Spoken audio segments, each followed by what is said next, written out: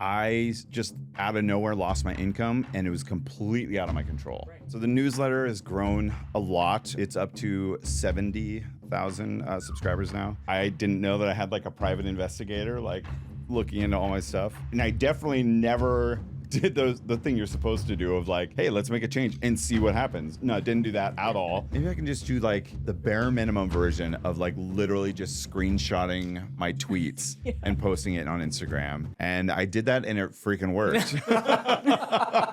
I was really precious about it for a while, not wanting to repurpose content. I was so worried that someone was gonna be like, didn't you post this already? Or something like that. I've never gotten a single one of those.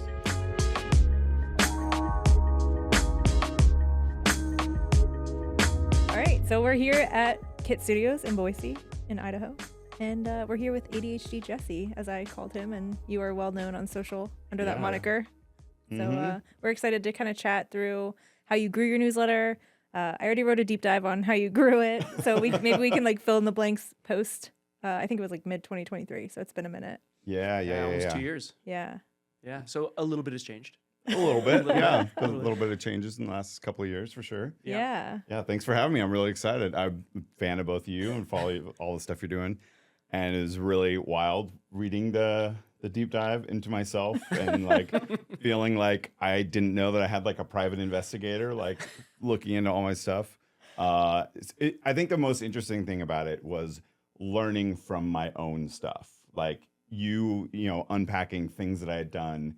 And me being able to learn from that was like such a unique and interesting experience of like just seeing like, oh, that's something I did that was good. And I had no idea at the time because I feel like so many creative, we're just winging it. We're just trying stuff.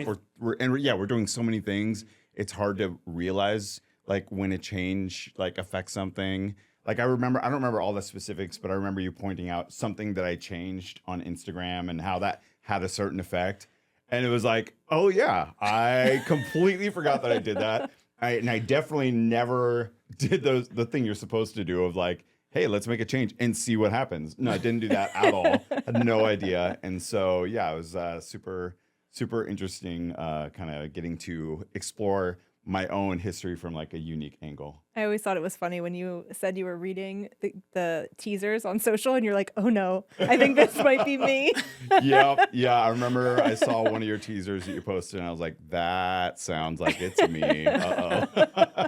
So then the next day the deep dive dropped. And that's so funny. Yeah, that was great. I knew that you read my newsletter. So I was like, I had a suspicion that I was like, I think I have enough like followers or whatever that I'm kind of in that range that you might look at. Yeah. And so I was like kind of a little bit wondering, and then I saw it and I was like, oh, I think that's me. That's awesome.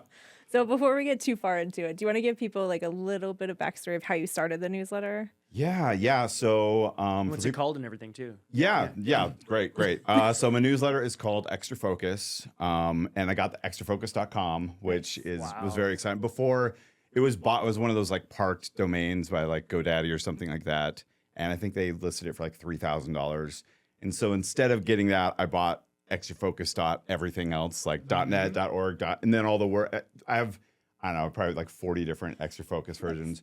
But then I finally at one point was like, I'm gonna, did a little bit of back and forth and made an offer and then got the .com. And oh my gosh, I would have paid twice as much as they wanted. It's just such a relief that kind of falls off the shoulders. Yeah. Once I imagine like, what would I do if I went here one day and somebody bought it and there was something else here? Yep. I was like, that would have ruined my day. It would have been so awful. Mm-hmm. So I kind of like someone said, I basically like price anchored myself. I was like, if I went here and somebody owned it, I would pay $6,000 to buy it then. Right. And so I was like, all right, I gotta just do this. Nice. So anyway, yeah. So that's my newsletter, Extra Focus. It started back. No, I'm like, the year, right? I think it was 2021. Because it was like post pandemic stuff, and I joined Ship 30 for 30. That's where we connected. March of 2021, yeah. Yeah. So it was like, I think it was the second ever Ship 30 for 30, which was like the first like official one, because before that it was just like run on Twitter. And for anyone that doesn't know Ship 30 for 30, the whole premise is basically you write 30 atomic essays, which is like a 500-ish word essay, and then you ship it, you release it that day. So for 30 days in a row, you're writing every single night and then sending it. Back then, Twitter was the main place. I'm not sure. I'm not sure what they're doing these days. I don't think with they that. run Ship 30 anymore. No, What's I think that? it's I don't think they run- self-paced I- course. I think I got an email recently that they're going to do a new Oh. cohort. Ooh. But anyway, so that's kind of, I signed up for that. I have no idea why I signed up for it. I previously had no like ambitions to be a writer or a creator. I mean, I was like a creative because I do design and stuff Yeah. like that. But no, like, I'm going to be a content creator. Oh, I'm going to write a book one day. None of that ambition really. But for some reason, I saw the Ship 30 for 30 and I was like, that sounds like a fun thing. I think I'll do that. And originally, I kind of like outlined what topics am I going to talk about. And I put down design and I put down tech because I've done like talks at tech conferences and stuff like that. So I kind of thought that might be my thing. And then I also had been diagnosed with ADHD a few years earlier. And I learned a lot about that to just understand my brain better. Yeah. So I thought, oh, maybe I'll do a couple of those on Ship 30 for 30 as well. And I did like one or two. And then immediately it was just like, oh, people don't know this stuff. And immediately like that's the content that people are connecting with and replying to. And I think especially Ship 30 for 30 is going to attract a lot of like entrepreneur minded people. And there's like studies showing that entrepreneurs are like way higher percentage likelihood of having ADHD. Right.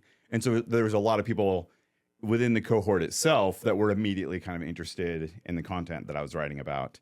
And so that happened. And then I think everyone just within Ship 30 were talking about things you should do. And so someone was saying like, oh, now's a great time to jump on TikTok because there's a lot of people viewing it, but there's not enough educational content. And so there's a lot of like people in their 30s and 40s that are on TikTok and there's not enough content for them. Yeah.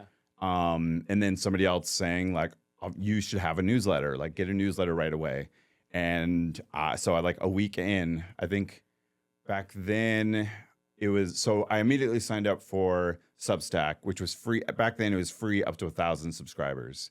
Okay. And so that when I signed up, I did Substack because it was free. And I just started, basically I was just sharing the atomic essays I was writing. Yeah. So I'd do like a weekly newsletter. It was like, here's the 4 things that I wrote about ADHD this week. Yep. And then it's kind of snowballed a lot Yeah. since The then. snowball is no longer a ball. It's more like Yeah. an avalanche of, That's awesome. Do you want to man. share some numbers from now to give people context, like how many subscribers you have and that kind of thing? Yeah, What's yeah. grown So to? the newsletter has grown a lot. It's up to 70,000 subscribers now, Nice. which is pretty. Yeah, it's pretty wild. Yeah, so that's a newsletter, and then I kind of I've done a lot of the other stuff. So I have like I don't know roughly like across like Twitter and Instagram and Blue Sky and like Threads. I probably have like 400,000 to 500,000 followers across all those. And then I have a YouTube channel with like 85,000 subscribers subscribers. That's what they call them, right? Yeah. It's so like different Followers, platforms. yeah. Sometimes subscriber means like a financial, like Substack. Anyway, it's like a whole Yeah. thing. But yeah, so it's kind of wild how all this has happened, especially because I've been working full time during all this. Like I said, I was in tech. I've been a front end designer and developer, and I had a full time job all of this time, as well as like I have a family with 3 kids, Right. and so I was really just like kind of making this thing happen on the side, as well as writing a book. I didn't mention that too. Which that actually came directly out of Ship 30 because cool. I did the first Ship 30 for 30 and I was like, this is amazing. I want to keep writing. And then I did like 2 more cohorts. I didn't do all 30 days, the other 2. Yeah. But I wrote a lot. And then at some point I was looking at all the essays I had done and I was like, this is like 25, 30,000 words right here. This is basically a book. I should write a book. This will be really quick and easy. Yeah. Spoiler alert, it is not easy. Writing a book is like, I think I used none of those words, but that was like my original foundation. Got it. And then you find out that writing a book is so much harder than just putting a bunch of essays in a row.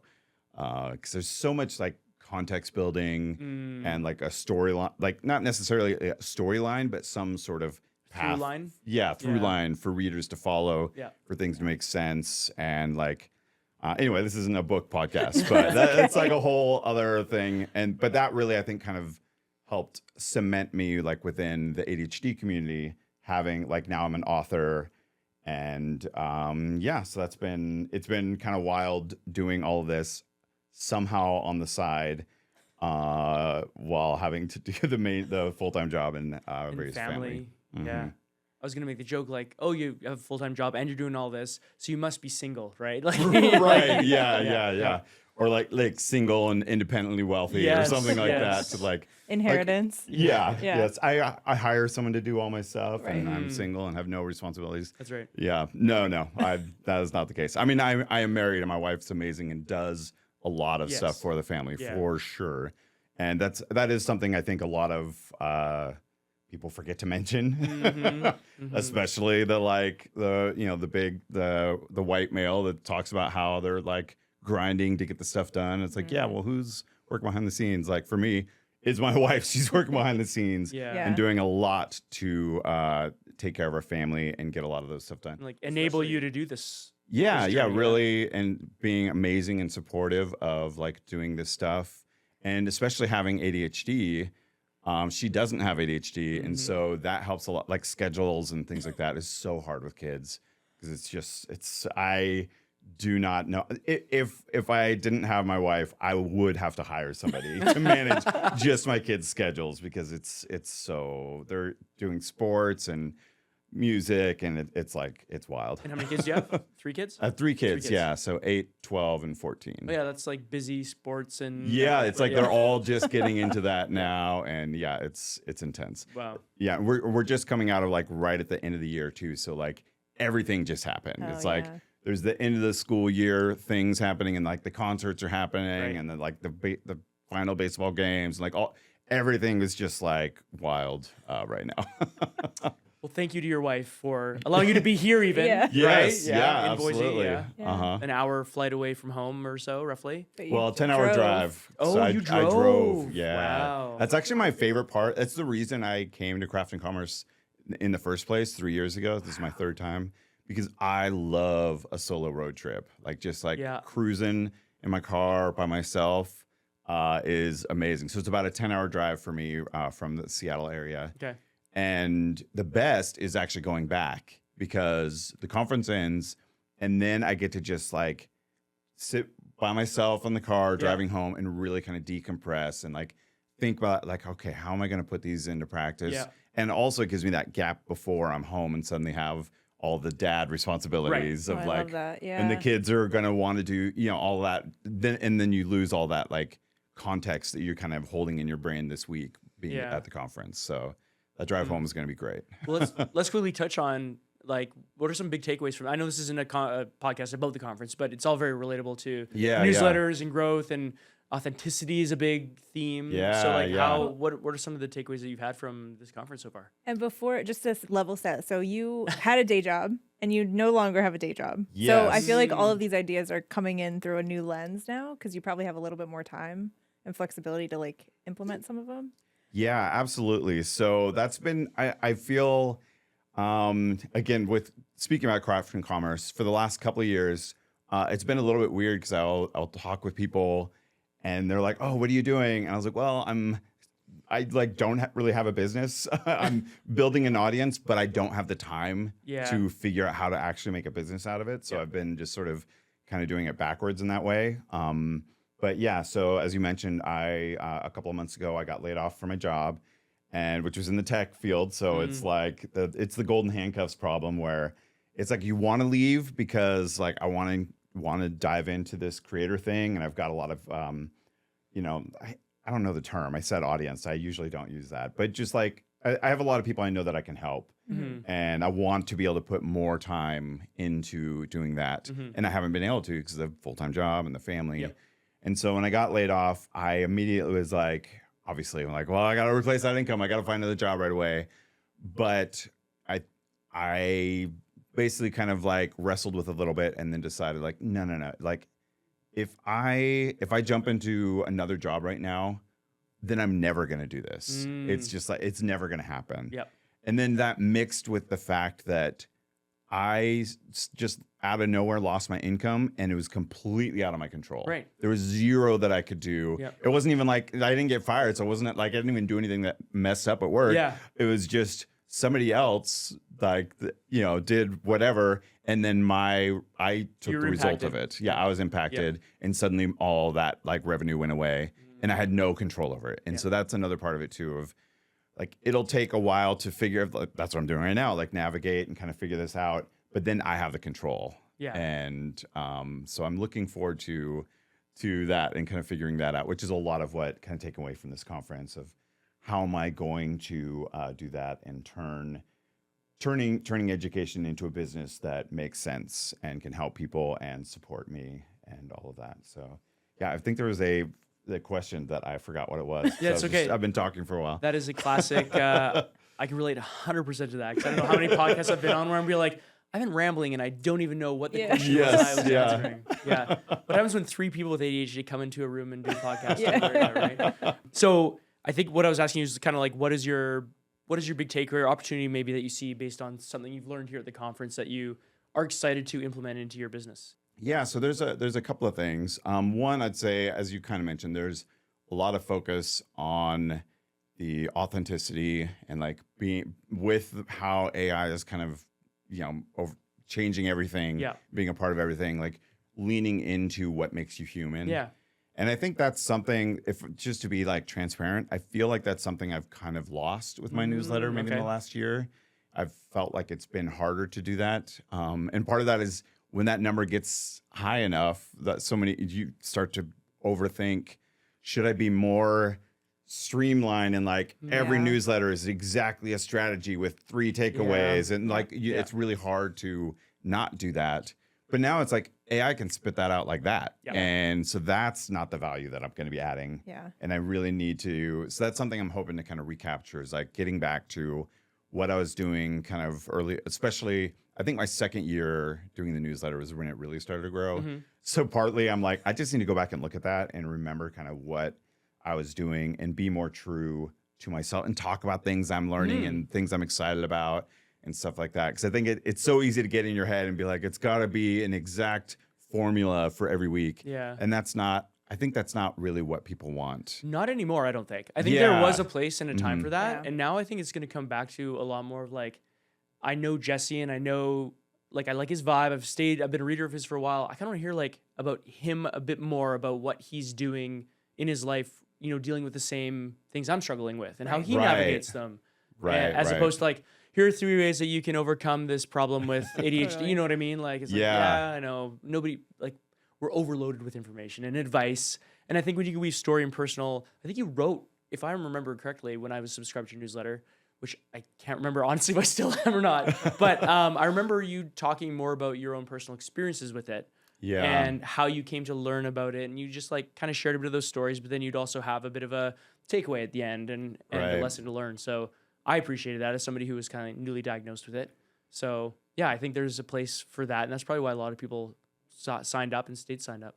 Yeah. I think there's that. It's the whole, I forget the phrase, but basically the problem of becoming more of an expert in your, the curse of expertise. Oh, yeah. Okay. And it gets, I've found that with myself lately where I assume that everyone knows this base level of knowledge. Yeah, curse of knowledge. Yeah. And they don't. Like, I find out all the time, people don't know that. And assuming that, not only does that mean I didn't help them, but then it almost makes them less want to come to me because it feels like, oh, he doesn't even get me. Yeah. And I feel like that was sort of the strength of what I was doing early on. People felt really, really seen because they felt like I got them because I've been there too. I understand what it's like living with ADHD, especially undiagnosed. I was, not diagnosed till my mid-30s. And so, and that's really what I'm trying to hopefully to recapture with my newsletter and just like that voice and not trying to be the expert,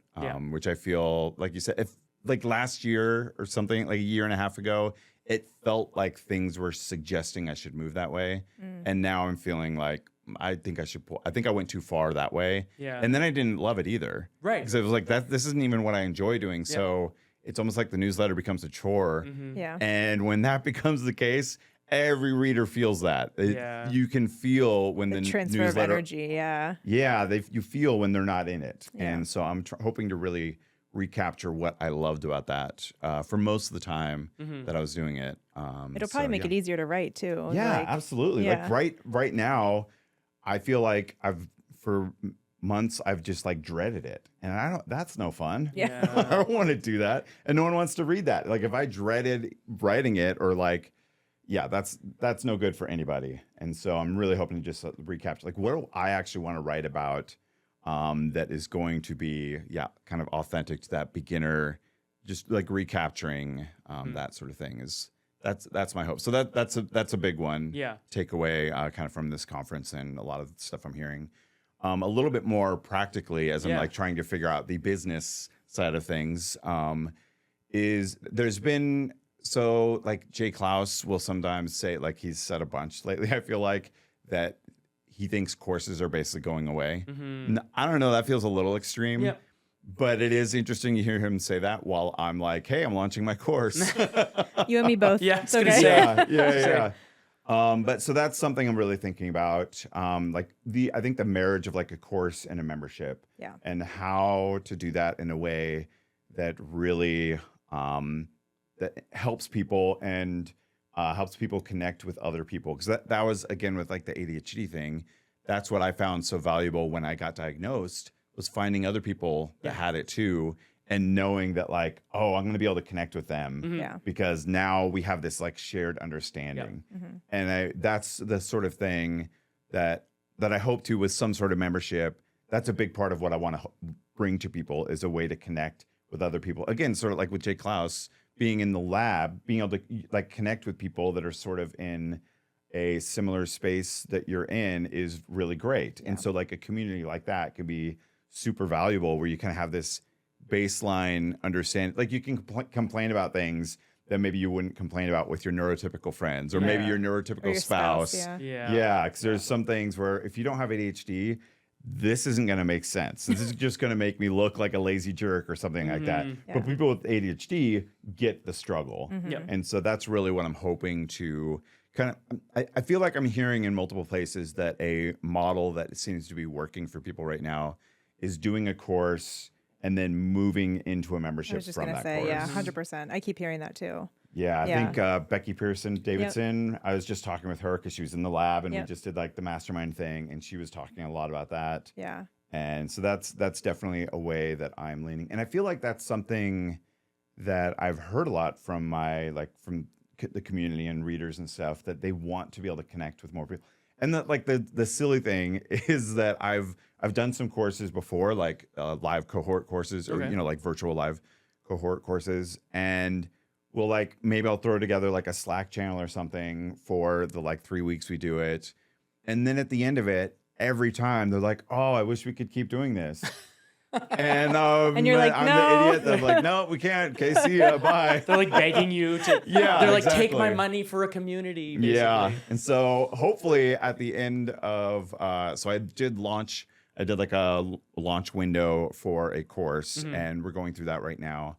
And hopefully at the end of this one, people start to say that again, and I can say, well, actually, that's a great idea. Yeah. Let's do it. Is this a cohort course? It's sort of a hybrid is what I'm doing, because I sold the course and I didn't have anything done yet. I had like an outline and I had kind of an idea of what the content would be, but I didn't want to teach all of it live. Like I wanted to get to having a recorded asset, and having like, maybe it'll be an evergreen, probably not, but possibly. And so I wanted to have that done so that I didn't have to reinvent it. I think when I've done the course, like I mentioned, I've done a few cohort courses in the past, and I always feel like I have to reinvent it every time. Yeah. And so I kind of wanted something that like, I'm going to do this one and I'll record basically a module every week, and then I can kind of adapt a little bit based on what people are saying. And then at the end of it, I'll be like, cool.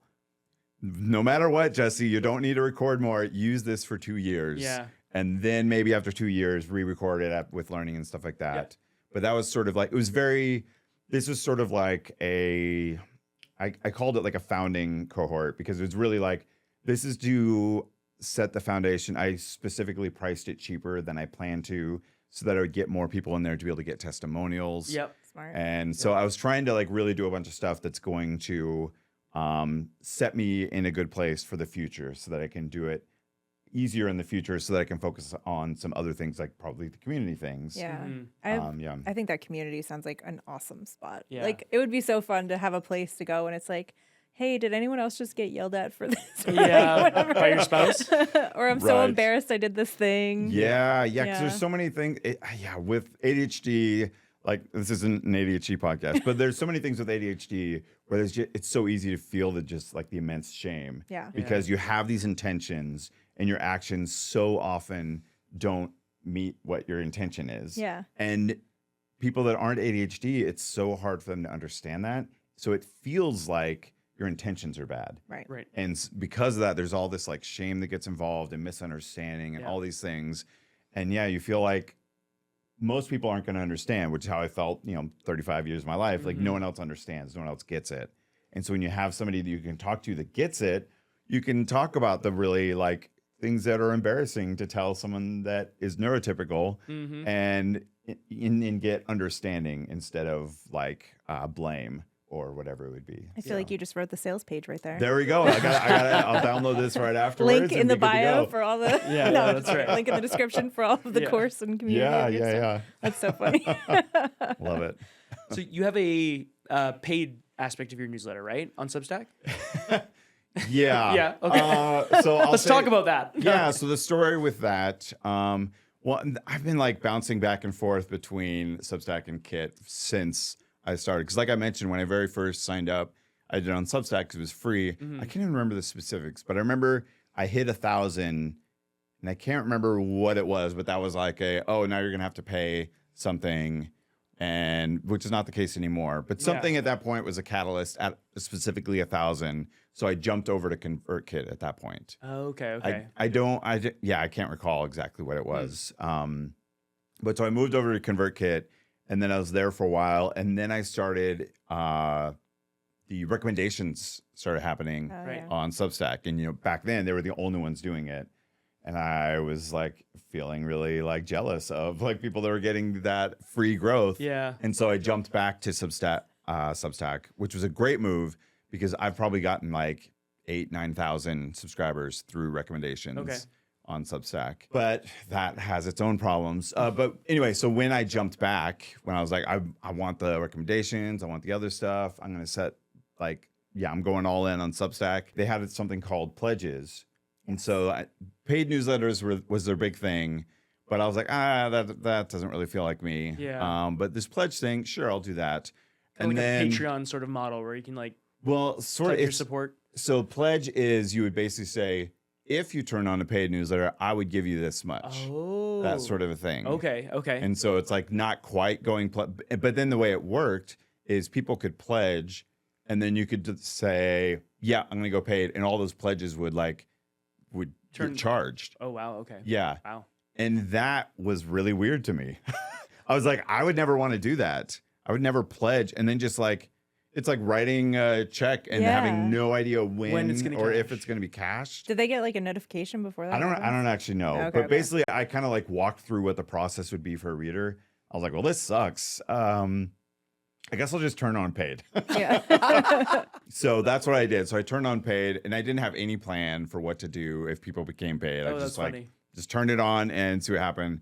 And like 150 people or something signed up to be paid like right away. I was like, Shoot. oh, well, interesting. But it's hard to grow paid subscribers on Substack, I've found out. So it seemed like, oh, well, I'm going to be making like 500K in just a few months here. I just keep bumping up that by 100 every month. That's not that easy to do. Not how it works. Not how it works. Not quite how it works. But it's kind of complicated now because I have grown that somewhat. So I think I have like close to 400 subscribers on Substack. Paid subscribers. Okay. Yeah. But there's kind of this weird thing where I don't do a lot for them, partly because most of the time that's been a paid newsletter. Like I said, I had the full-time job and the family. So I was like not really doing much. It was basically like, hey, if you want to support the work I'm doing, you can pay $8 a month. And then you also get, free access to the archive. And occasionally I would do like an annual review template. And so I might do like a plan your year workshop, and that's free for anyone that's paid paid members, and Okay. like a few little things like that, Yep. but not a lot. And also the price point's really low. Mm-hmm. It's like $8 a month.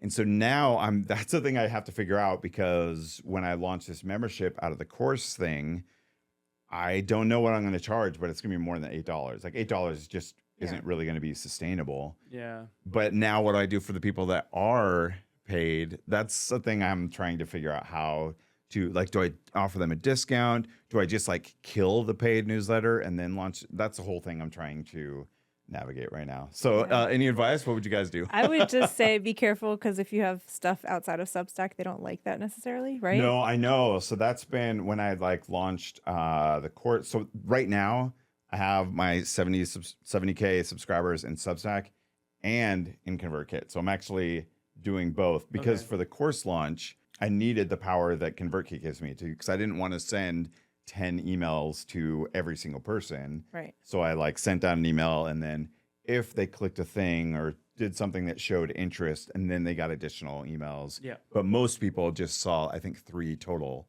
emails over like 2 weeks. And so, but now I'm trying to navigate how to do both, and it's a nightmare. But I also can't leave Substack, because I have like 250 people that recommend me or something like that. And so I can't. So I have this like crazy automation with, I think it's make.com. Is that? Yep. I saw somewhere. And so I have a thing that does that and then brings them over to ConvertKit. Okay.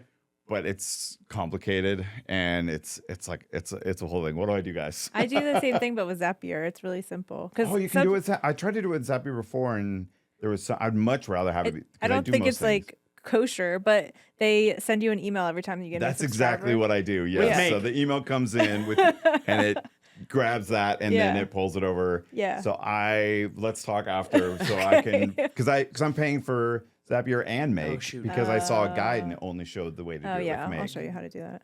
Yeah.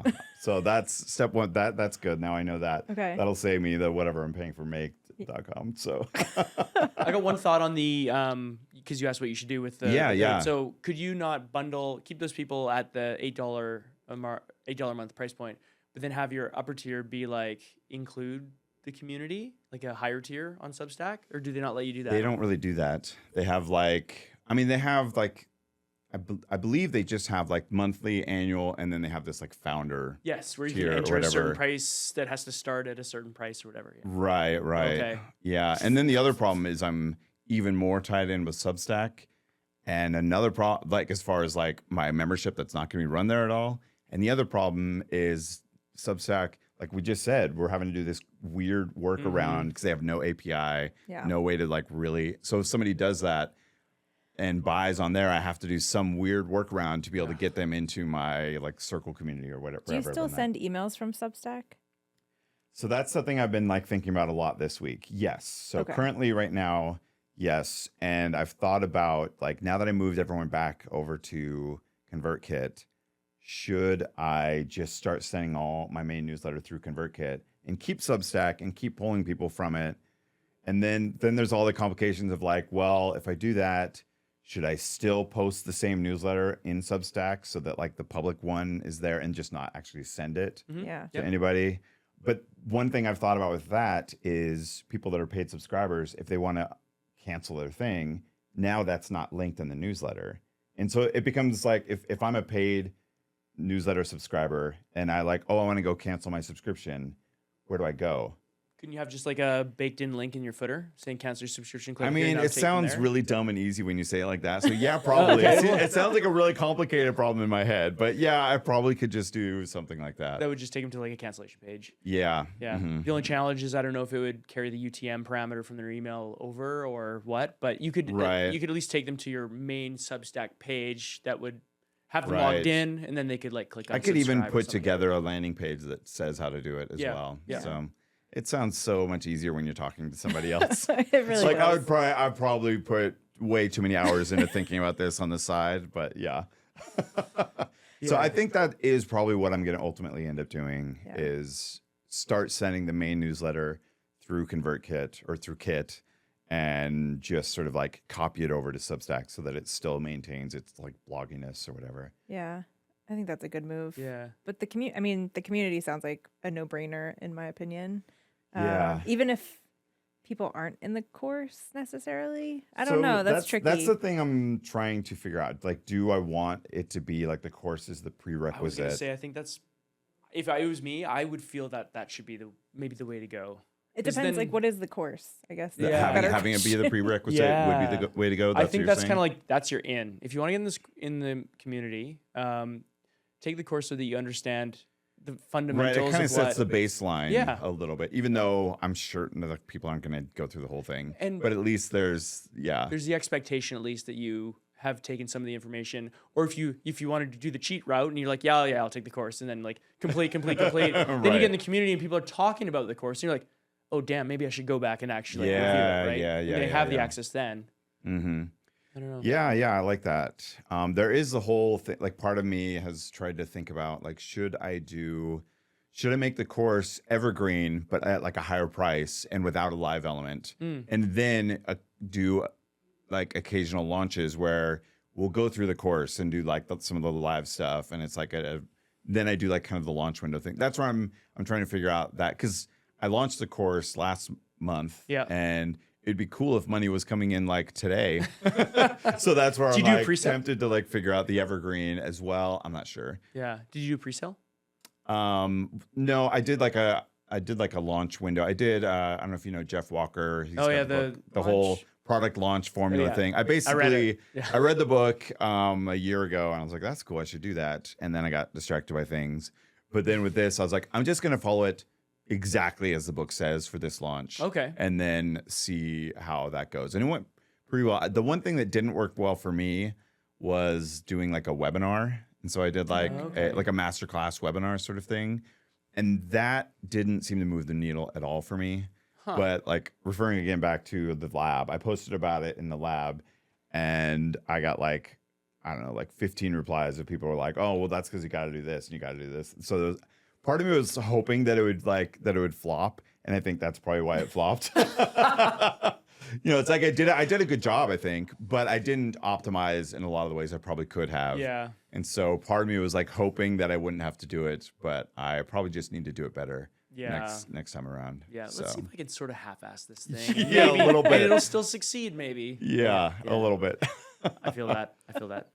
Cool. So, the other thing I think that you mentioned it too with the paid, like, what do I do with these, 400 paid subscribers? Yeah. You could either like just put that, the monthly amount that they're paying towards maybe the new membership, which isn't much, it's like $8, or you could just be like, maybe look at grandfathering them in or something to some degree, or giving them some kind of special discount for loyalty of being with you for X amount of time, or I don't know. Like but depending on how much they paid, maybe give them a discount. That would get a little tricky. Could get muddy. But the thing I'm wrestling with is, should I aim to kill the paid subscription through Substack and try to move those people over to, whatever I'm doing for like Circle Community or whatever, like a Stripe membership that's no longer tied to the Substack thing. I think that's sort of the thing I'm trying. Like, should I be trying to move those people, or do I still sort of have both? My gut says like, yes, I would eliminate that, but you also don't want to do that before the other thing is I know, successful. That's exactly like I don't want to turn off the money that's like helping, put groceries on the table right now. Yes. So there's that kind of thing to figure out first. Yeah. Because like I said, like it's not enough to sustain us, but it's some money that's coming in right now while I don't have a job. Yeah. And so that's the like, how do I figure it out without turning off a valve that brings money into my bank account? Yes. I think if you set up a decent enough email sequence to those people specifically and say like, hey, here's the direction I'm moving. You can keep paying if you'd like, but I don't want you to just pay for something you're not really getting. Right. And then you can offer them like however much off the course if they want to upgrade. Yeah. But yeah, if you're not spending time there and like it's just kind of like, well, that was cool. That happened. Like they're not really getting too much more. It might be something to migrate away from. It's like, it'd be nice if everybody was getting the same value in the same spot, right? Totally. Because that's I didn't even mention this, but before, for a little while, I had a Patreon and not very many people were there. And so it was like, it wasn't bringing in much money, but I felt constant guilt about it. But I also couldn't, because my time was so limited, I couldn't justify putting time into something that only like 30 people were going to see. Right. I was like, I got to just do it free So it was never worth it to put time into something for these 30 people, but they're giving me money every month. It was such a bad kind of dynamic. So I just like shut that off and like just said, thank you so much for supporting. I'm going to be shutting this down. Yeah. Come pay for my $8 a month subscription. Yeah. And so fortunately, I have the problem of a lot of people are subscribed on Substack. So I just have to figure out how to, kind of navigate that cleanly to hopefully get them moved on to something that works a little bit better. Yeah. And like you said, like I'm only offering like a thing to one type of community, not trying to manage several different ones with different. Yeah, that's like a whole mess. I think it would be interesting. We only have a few minutes left, but I'd be really curious, like what channels you were using just to really like see a lot of growth. Because I know you were growing on Twitter quite a bit. Yeah. And then you started posting, I think you said like your cousin's wife was on Instagram. And yes. She was blowing up. Yeah. And then you kind of started following in those footsteps a bit too yourself. Yeah, so my wife's cousin, she was really big on Instagram. That's right. And I was only doing Twitter. That was my channel. I did TikTok for like a brief window of time and had some success there, but it like ate my brain. I was just like constantly thinking of like what's the next TikTok going to be, and so that was like a mental health choice of like I can't do this, so I cut that off. But yeah, so I was primarily just doing TikTok or Twitter and the newsletter, and then. So my wife's cousin, she actually lives like East Coast, but her mom lives where I live. And so I was actually talking with her at some random family event. Yeah. And she's like, oh, you should sign up for Instagram. My daughter's doing so well there. And I was like, well, maybe I can just do like the bare minimum version of like literally just screenshotting my tweets and posting it on Instagram. And I did that and it freaking worked. So it was really like it worked. Yeah, it worked really well. And I was able. So I'm kind of a weird Instagrammer because I don't really do. Occasionally I'll do like a reel, but for the most part, I know a lot of most of the other ADHD content creators that are really big on Instagram. And they are all like doing the reels, like stories. Yeah. You pull up the thing with the stories and it's got like, like 23 little dots or whatever because they're just posting stuff all day long. And I'm like the weirdo that most people that follow me on Instagram don't even maybe know what I look like other than my avatar. Right. Because I'm just like not really posting that sort of content there. But because of that, I've really been able to use like my content format is kind of weird. It's just kind of this like I do like tweets basically, like little kind of joke meme kind of quips or something. Yep. And that's really been something that I kind of just stumbled onto, like, for whatever reason, I seem to be good at this, like kind of connecting the ADHD experience to like, I get a lot of replies from people that say, I feel both seen and attacked. Yeah. I think I've commented that exact phrase on a couple of your posts before. Right. Which I love that. I think that's so funny, so great. But because that text content is kind of my main thing, I'm able to post it like almost everywhere. Yeah. And so I'm on Twitter, Blue Sky, Threads, Mastodon, Instagram. LinkedIn. Are you? LinkedIn, it doesn't work as much. No. It doesn't work hardly at all. I keep considering like maybe I should just turn off the LinkedIn because it's never, I think I have like 2,000 followers there. And so it just like pales compared to where I'm in most places. And yeah, I feel like if I'm gonna really do LinkedIn, I need to like have a LinkedIn strategy because the quip tweet sort of thing that I do works everywhere else, but not LinkedIn. It's just not business savvy enough, I think. Are you automating these platforms together? Yeah, so I use Buffer. Okay. Yeah, and I actually have. So at one point I exported all my tweets from Twitter, and I had this giant database.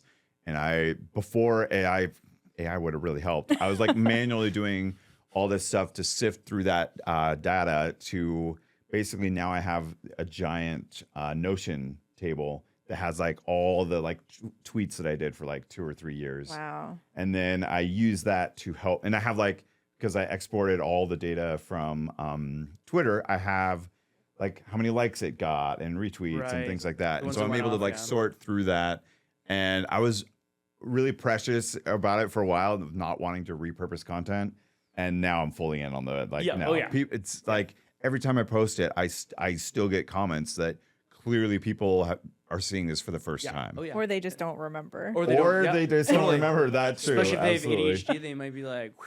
Yeah. Yeah. And I think so before I did it, I was so worried that someone was going to be like, didn't you post this already? Or something like that. And I've never gotten a single one of those. That's amazing. Which is wild. I was so worried about it. And no one ever said that. And the only thing I would get, sometimes I would have somebody actually say something like, oh, I love this one. Which is kind of funny. Like, oh, they see it. They know I'm repurposing it. And they love that. There's no problem with it at all. So it's so easy to just get in your head about that sort of stuff. Self-conscious and stuff, yeah. Yeah, it's like the head trash. Yeah. Where you're just like, it's no good. And so a lot of that, I think, just like, I like to say, like, start messy and then keep going. And so I really try to embrace that and just do the thing, find out what happens. Maybe it's something you need to retreat from, but it's so easy to retreat from something and just be like, oh, that's not working, or people don't like that. Well, I'll stop doing that. And everyone will forget literally tomorrow, and it doesn't really matter.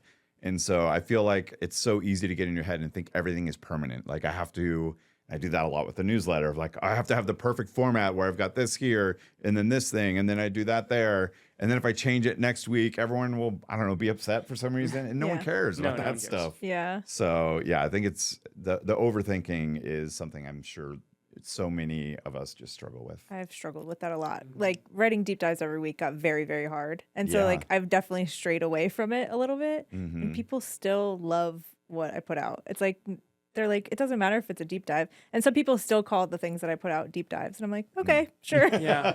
We'll call them that. Jesse, it's been so awesome having you here. Like, I feel like you're like an old friend. Like, we're just like shooting the shit. And we're just like really cheering you on. I think you're a great guy. And we're happy to see you in person and hang out here.